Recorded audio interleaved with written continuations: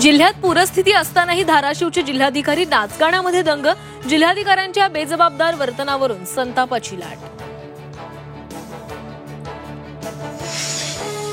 धाराशिवच्या असंवेदनशील जिल्हाधिकाऱ्यांवर काय कारवाई करणार? खासदार संजय राऊतांचा सवाल, तर सरकारकडून कारवाईचं आश्वासन. महाप्रलयानंतर पूरग्रस्तांच्या मदतीसाठी मुख्यमंत्री फडणवीस दिल्ली दरबारी. पंतप्रधान मोदींची भेट घेऊन शेतकऱ्यांसाठी पॅकेज जाहीर करण्याची करणार मागणी. पीएम केअर फंडातून राज्यातील पूरग्रस्तांसाठी निधी आणा. राष्ट्रवादी शरदचंद्र पवार पक्षाचे नेते जयंत पाटील यांची मागणी. शेतकऱ्यांच्या कर्जमाफीसाठी हीच योग्य वेळ असल्याचंही मत.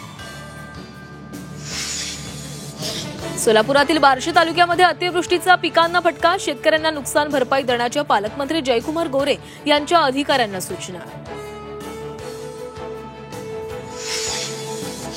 सोलापुरात एकाच दिवशी 2 शेतकरी आत्महत्या. अतिवृष्टी आणि कर्जबाजारीपणामुळे टोकाचं पाऊल.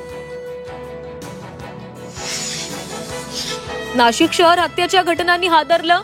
पाथर्डी फाटा परिसरामध्ये जुन्या वादातून तरुणाची हत्या. 6 जण पोलिसांच्या ताब्यात. 2 दिवसात हत्येची दुसरी घटना. अकोल्यात पार्किंगच्या वादातून 2 शेजाऱ्यांचा तुफान राडा.